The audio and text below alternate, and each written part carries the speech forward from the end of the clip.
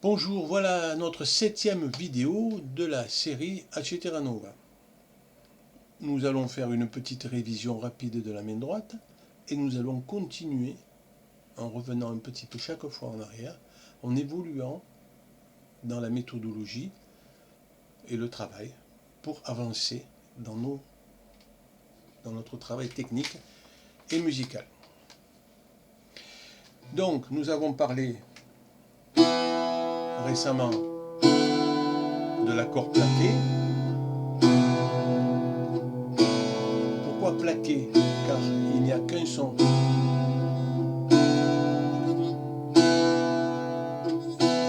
Voilà.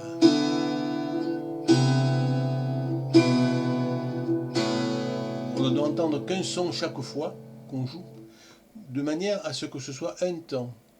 La rythmique est quelque chose d'extrêmement important musicalement. C'est aussi important que la mélodie, et d'ailleurs ce sont des données qui en s'unissant créent l'harmonie, donc la rythmique, la qualité des sons, la nature des sons, tout ce qui entoure la musique en général, qui va faire la beauté d'un morceau. Et il faut surtout, comme je le redis, que le morceau soit tout le temps bien mesuré. Voilà.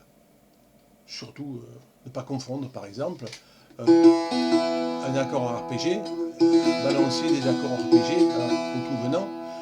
Le problème, c'est que ça posera un problème très rapidement, car on va perdre l'unité rythmique, on va perdre la pulsation, et on va se retrouver au bout de 3 mesures avec un temps ou 2 de retard. Et après, on se dit, mais je ne comprends pas pourquoi on n'arrive pas à... Mes élèves me disent, mais je ne comprends pas pourquoi, et je n'arrive pas à suivre avec les chanteurs ou avec d'autres. Mais parce que justement, on n'est pas dans la pulse. Il faut être précis dans la pulsation. Voilà. C'est important. Et dans le travail, donc, par contre, on ne va pas confondre l'accord arpégé avec l'arpège qui, lui, est inscrit dans une durée.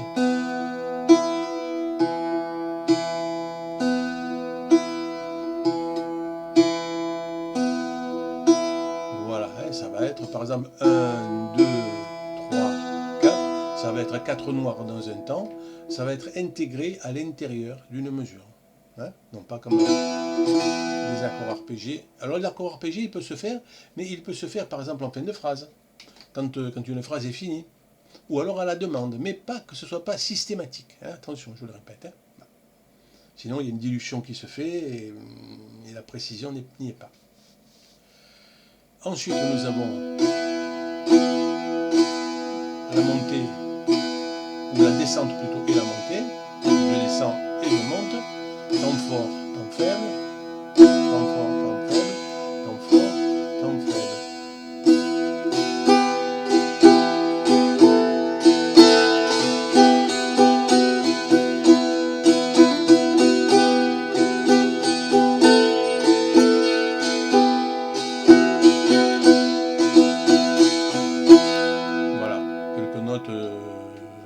Approximative d'un morceau que l'on connaît tous de Caramouze, du vieux groupe Caramouze, Cinco Racume.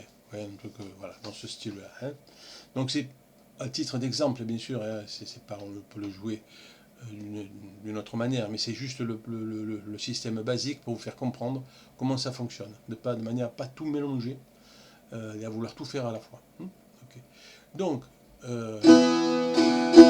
maintenant nous allons continuer à travailler. Vous avez vu qu'on a commencé à travailler la main gauche.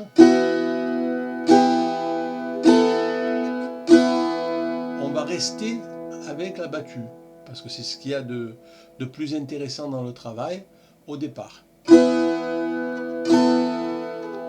va monter et descendre avec toujours le deuxième doigt. Plutôt descendre, pas monter. De manière à travailler des pulsations régulières et trouver des sons réguliers et de bonne qualité, je le répète.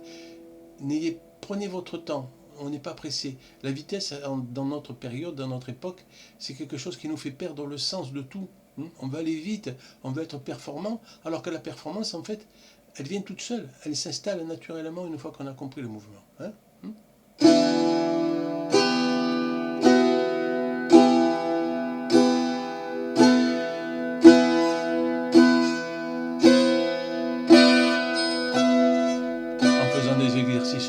style, des descentes, des montées.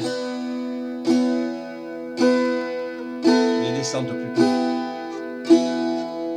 Et des descentes et des montées.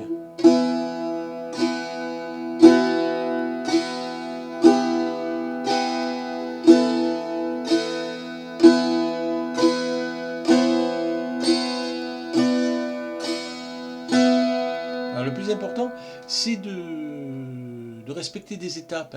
Hein, voilà, on est bien d'accord. Hein. Donc, après, on peut faire en 3. Le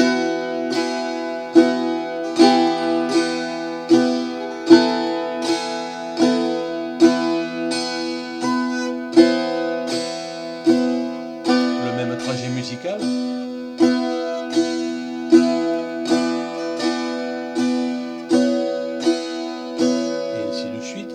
On peut le faire en 4. De cette manière, on commence à travailler la mesure. La mesure en 4 temps.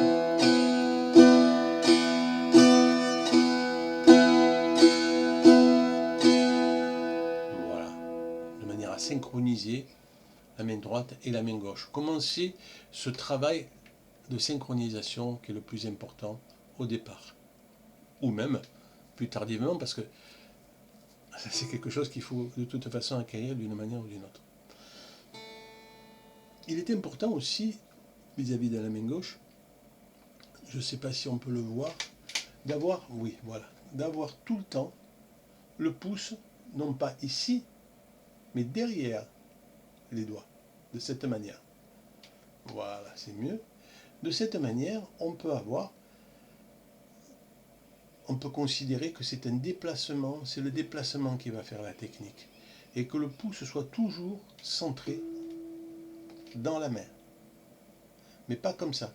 Car si on fait comme ça, si on met le pouce trop loin, on va incliner la main et on va se retrouver avec des distances qui sont beaucoup trop grandes et on va y perdre précision, musicalité et le reste.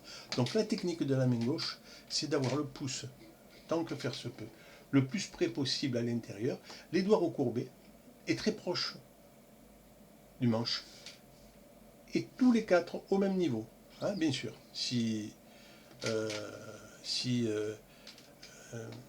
Alors, c'est vrai que des fois, on a l'habitude de travailler, mais il faut se corriger, il faut revenir, il faut corriger. C'est comme en informatique, quand on dit, quand il y a un programme qui est corrompu, on l'écrase par un programme qui marche. Voilà, et c'est comme ça que ça marche, ça fonctionne en musique. Hein. Bien que nous ne sommes pas en informatique, c'est quelque chose de beaucoup plus humain. Voilà. Donc, je vous dis à bientôt et nous continuerons notre travail technique lors des prochaines vidéos à venir. Au revoir.